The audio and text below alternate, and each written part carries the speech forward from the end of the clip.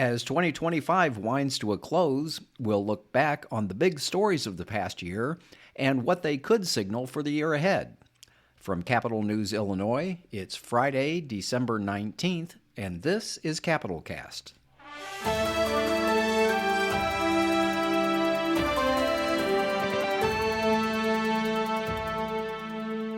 Hello and welcome back to Capital Cast, a regular podcast of Capital News Illinois, and our final podcast of 2025. I'm Peter Hancock, and joining me this week are Jerry Nowicki, our editor-in-chief, and CNI reporter Brendan Moore. Guys, thanks for being here. Glad to be here, Peter. Happy to be here.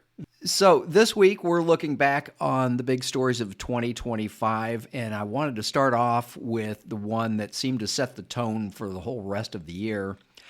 January 21st, Donald Trump is sworn in for a second non-consecutive term in the White House, and that pretty much set the tone for what was to follow for the rest of the year. From the minute he took office, it seemed like there was a steady, nonstop stream of executive orders, policy directives, agency actions, many of which had an immediate impact on states. You might call it the full employment program for the Illinois Attorney General's office, because he was involved, I think, at one point in as many as almost 36 multi-state federal lawsuits against the Trump administration for actions that he claimed were either illegal or unconstitutional. And before we get into the big issue of immigration, let's just touch on a few of the other issues. There was the freezing of federal grants and financial aid for virtually anything that didn't align with the president's priorities, including a lot of university research grants. He tried to end birthright citizenship. That refers to the 14th Amendment clause that says anyone who is born in the United States is a citizen of the United States. And most recently, Illinois was among the states being sued for access to their unredacted voter registration rolls. Jerry, what are your thoughts on this? I mean, we've never really seen anything like this before, where the state is involved in so much antagonistic litigation against the federal government. Is this likely to continue? And to what extent is this really kind of dominating the policy discussions at the state level? Yeah, it seems like certainly the relationship between Illinois and the federal government, but just the relationship between states and the federal government has changed in unfathomable ways in 2025. Whether you can go back to normal, it seems pretty unlikely. I think we're just embarking on some sort of new normal. I mean, but you're seeing things that were previously untouchable, grants that had been promised, the work had begun, the work was nearing completion in some of them. I mean, we're talking about the Red Line project in Chicago, which was a major thing. We're talking about just all these other just the things you rattled off. Frankly speaking, the states and the federal government have never interacted in this way. So, your question about whether it goes back to normal, I really have a hard time seeing whether it can. Brendan, what are your thoughts on this? I mean, to what extent do you think the things that were happening in Washington filtered down to Springfield and were dominating the discussion in the General Assembly, dominating, the legislative agenda here? Frankly, it was the dominant discussion throughout 2025 in the legislature during the spring session, because promises that were made by the federal government, whether it was grant funds or SNAP funding or all these programs that have a state and a federal component, you could no longer just rely upon that, on the word of the federal government, because the new administration came in and said, oh, actually, no, we're not going to give those funds, or at least we're going to pause those funds for now. We're going to undergo this comprehensive review. And so I think in terms of the question of can we go back, I'm not sure. But I am sure that this is what it's going to be like as long as President Trump is in the White House. He has been a very litigious person throughout his life, both, during his foray into politics, but also before that. He has a long track record of suing people, or having drawn out battles in court. Obviously, we were talking about some of the litigation that the Attorney General has um, been a part of, has initiated, but also it goes the other way too. The Trump administration has also sued the state of Illinois, for instance, on its sanctuary policies, of not cooperating with civil federal immigration enforcement, for instance. So I think there is going to be a lot of this back and forth for the next 3+ years, as long as you have President Trump in Washington, and again, Governor Pritzker here in Illinois, a leading Democrat, has really tried to make a contrast with the administration. So I think it'll continue, at least for the foreseeable future. Okay, well, let's talk about immigration, which you just mentioned. In early September, the Trump administration launched a stepped up campaign to round up undocumented aliens or non U.S. citizens who are here without legal authorization, focused mainly in the Chicago area. At one point, he even tried to federalize the Illinois National Guard, but at any rate, did bring in a large number of federal agents, rounded up many, both citizens and non-citizens. It went by the name of Operation Midway Blitz. This sort of dominated the news throughout the late summer and early fall. Jerry, where do we stand on that now? I mean, there was some thought for a while that maybe the operation had come to an end, but now we're seeing possibly not. Greg Bovino, who kind of became the face of immigration enforcement, not only in Chicago, but throughout the United States, with some really controversial law enforcement tactics. Where do we stand on that now, and how big of a lasting impact do you think that operation had on the immigrant community in Illinois? I mean, it's another thing that the United States of America is just drastically altered. And certainly the immigrant community, they're fearful. And I mean, even if you change the policies, change the administration, it's a different thing to come to the United States of America now than it was certainly in the nation's history. So, in terms of the thought of that being over, I think it was always just an uneasy, sort of quiet period as Bovino left a few weeks ago. But I mean, they had always telegraphed that they would be back, that some level of ICE operations are continuing, but it was, Bovino of Border Patrol that now has returned. Doing the same type of stuff, parading through neighborhoods. There's those lasting images from several months ago about a family being detained in Millennium Park simply for just being out, and apparently their appearance and their manner of speaking led to their detention by Border Patrol. And I mean, it's never going to be the same, I don't think, for the immigrant community in the United States of America, certainly in the Chicago area. Okay, Brendan, there was a lot of litigation that flowed out of this, not only from interest groups and immigrant advocacy groups that were seeking to block it, but the media itself got dragged into this, from reporters who were trying to cover the events, also became the targets in many ways of some pretty heavy-handed tactics. Where do we stand now? What sort of impact did this have on the news media and its coverage of the Trump administration?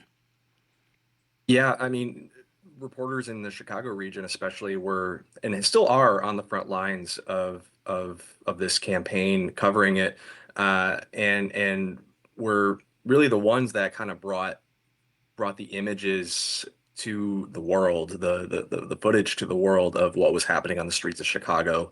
And as you said, Peter, a lot of times they were getting kind of caught in the crossfire, if you will, with federal agents using very heavy-handed tactics. Uh, Again, on protesters, but also on the media. I mean, there was one reporter who had said that a federal agent threw I believe it was a tear gas canister into her car. And there were a lot of other instances of reporters getting detained. And so there was a lawsuit that was filed by a number of media organizations in the Chicago area, basically challenging ICE and Customs and Border Control's tactics here. And that case is ongoing. A lot of these cases are still ongoing, even as we've seen Operation Midway Blitz maybe wind down a little bit. But again, we did see Gregory Bovino in the Chicago region this week. So perhaps maybe the wind down is winding down itself. But it is kind of something we haven't seen I mean, in Illinois. I mean, I can't remember a time where you essentially had the federal government having a very, I don't want to say militarized, but it was a militarized operation in a sense on the streets of Chicago, and in the suburbs. And it was almost like, covering, it seems like almost like covering a war zone in some aspects.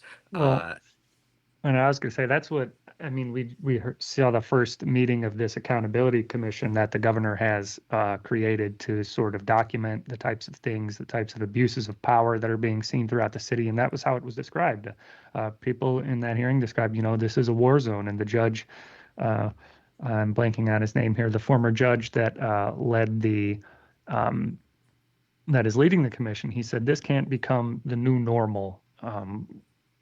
Just expecting to see these military fatigued, assault weapon, just masked federal agents parading the streets.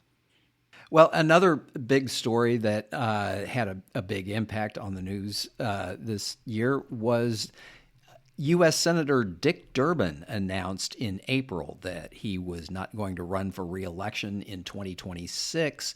That was big news in and of itself. He's the second most powerful Democrat in the Senate and has spent 4 decades in Congress. But his announcement kind of set off a chain reaction in Illinois politics. One set of people announced plans to move up and run for his seat. That opens up the seats that they were already holding, which prompted another group of people to step up and run for those seats. Brendan, how big of a shakeup are we witnessing here in terms of the impact on the congressional delegation, the state legislative delegation? How big of a change is this going to be? We're amid a generational turnover in the state's congressional delegation. You can't really overstate it. It starts at the top with Senator Durbin, who has been the senior senator for the state of Illinois since a lot of us were still in diapers. It's been a long time. And as you mentioned, Peter, there are 2 incumbent members of Congress that are running for his seat, Congressman Raja Krishnamurthy and Congresswoman Robin Kelly. And their seats are relatively safe Democratic seats, very safe Democratic seat in Kelly's case. So you have competitive Democratic primaries in those districts. But on top of that, you also have Congresswoman Jan Schakowsky and Congressman Danny Davis, who were both in for several decades, that are retiring. And those are very safe Democratic districts in the Chicago region. So you have a number of candidates that are running for those seats. And then we also have the shock retirement of Congressman Shuit Garcia, who filed petitions to run for re-election, but then pulled them back. His chief of staff filed petitions on the very last day. So she's the only one on the ballot in that race. But if you go to, say, the 7th district, which is Davis's district on the west side of Chicago, or Schakowsky's on the north shore of Chicago, north side of the city, you have dozens of candidates that are running. You have, I mean, in Schakowsky's district, you have some state reps and state senators, Edson Mayor Daniel Biss. You have an influencer, and you have just I think I counted over 60 candidates running in those open seats, and so it's a once in a generation opportunity to move up. These seats don't open up very often. These are safe Democratic seats that if you win the primary, you're probably going to win the general, and you're probably not going to have too many issues getting elected moving forward. So it's going to be a fascinating few months leading up to the March primary, because that's where a lot of these races will be decided. From the Senate race, the Democrat will be heavily favored in the general election, and in some of these congressional races as well down the ballot. So that's like 5 U.S. House seats that are opening up this year, not only as a result of Dick Durbin stepping down, but also just some other congressmen getting up in years and getting ready to retire. And we should also mention Lieutenant Governor Juliana Stratton is among those who also running for the Senate seat. And then in the midst of all that, sort of unrelated, I guess, Illinois Comptroller Susana Mendoza announced that she is stepping down. She's not going to run for re-election for that seat, opening up a statewide constitutional office, which doesn't happen all that often. Jerry, how big of a deal is this open comptroller's race going to be? Yeah, it's a big deal for a lot of the people who had thought about running for higher office, certainly state lawmakers who had thought about running for higher office, but obviously all those posts were occupied. So, what Susana Mendoza is going to do, is she interested in the Chicago mayor's race? If you look at her social media, it certainly seems like it, but, we have State Representative Margaret Croak, State Senator Karina Villa, State Representative Stephanie Kifowit, Lake County Treasurer Holly Kim, and then Champaign County Auditor George Danos, who are the field to replace her. So it'll be some new blood in the statewide office seat. Be interesting to see. Mendoza had become such a noted figure as far as comptrollers go. It's a relatively obscure position, but because when Bruce Rauner was governor, she had this financial related position amid the impasse. She really became a notable figure and really, became a foil to Rauner, and probably was a part of the reason he didn't win his second election. So it'll be interesting to see how her successor sort of redefines that role. Okay. Yet another big story of the year had to do with the funding crisis at the Chicago transit system. This is a multi-part system that has had revenue issues for a very long time. We're talking about not just the Chicago Transit Authority, which is the city buses and the L trains, but also the Metra commuter rail system, as well as the suburban bus system, all of which together carry millions of people to and from work and to various other places in their daily lives in the Chicago metropolitan area. At one point this year, they were looking at more than a $200 million fiscal cliff that had to be filled, or else services were going to be cut, fares were going to skyrocket, and a lot of lives were going to be disrupted. Jerry, where did we wind up on that? Looks like, I remember this sort of dominated legislative discussion all through the spring and into the fall veto session. There was a package that finally passed at the end. Where did we land on this? Yeah, it's a $1.5 billion plan. The interesting thing to me was they spent so much time talking about delivery taxes, talking about all these ways, streaming taxes, all these ways it could have been funded. And then they went to what seems in retrospect like the most obvious option, which is um, sort of just diverting some money from the road fund, not taking away the motor fuel tax, but the sales tax on motor fuel, which are two separate things here in Illinois. Um, so they're just diverting that money and some interest from the road fund to pay for that. And there is a small sales tax release in Chicago and some of the surrounding counties to pay for some of that too.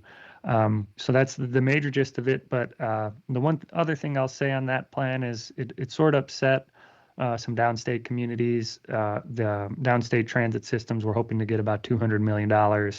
It appears that they're going to get about 129 million, according to the estimates I've seen. Um, and those same stakeholders were kind of upset about the redirection of money from the road fund to this majorly Chicagoland investment. Well, and one of the big questions that I think was sort of subtly on the minds of everybody outside the Chicago area in downstate Illinois was this whole problem going to cost people in downstate Illinois? Were we going to have to pay higher taxes or higher fees to fix what many people see as a Chicago problem? And we know how parochial that kind of an issue can be. Are the people in downstate Illinois going to be asked to pay for the Chicago area transit system? The criticism is the road fund transfer, but there's no new taxes on that, and unless you drive on the toll roads, which tolls are likely to go up. Okay. And finally, I did want to talk about energy. That has sort of been a big issue throughout the year. But a new report just came out that basically says Illinois needs more electricity. It needs more generation in order to meet the growing demand. Jerry, what can you tell us about this? How big of a problem are we looking at? And to what extent is this going to be a continuing problem into 2026? Well, yeah, not necessarily 2026. In the PJM region in northern Illinois, this so-called resource adequacy report by the Illinois Power Agency, Illinois Commerce Commission, and Environmental Protection Agency, it says this shortage starts in 2029, but then could get drastically worse by 2035. Essentially, what you're looking at is needing several more energy generators, one way or the other. I mean, it says the report's very clear that it's going to be a mix. It's going to be batteries. It's got to be solar, wind, all sorts of the energy mix, and then part of it very well could be pushing back or just scrapping altogether the 2045 closure dates created in CEJA, or pardon me, I should say the Climate and Equitable Jobs Act that Pritzker signed in 2021. It's his marquee climate policy, and the regulators really have to look at whether it's feasible to take off fossil fuel plants, to take them offline when demand is growing so fast because of data centers, because of manufacturing. I think there was some transportation upward pressures as well. So, and then the other side of things is for the downstate grid, known as MISO, it'd be 2031 when these shortages start to seep in. Okay. And so what sort of recommendations does this report lay out, or does it lay out any recommendations for how we should avoid those shortages looming on the horizon? Yeah, like I said, it's new generation has to come online, but also the energy bill that passed in October that Pritzker still has pledged to sign but has not signed yet.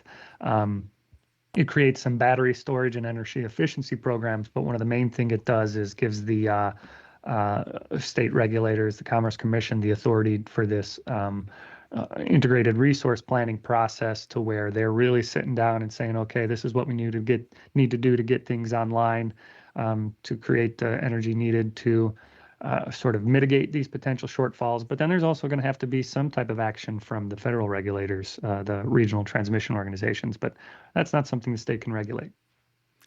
Okay, well, it has been quite a year in Illinois in 2025, but unfortunately, that's all the time we have for this edition of Capital Cast.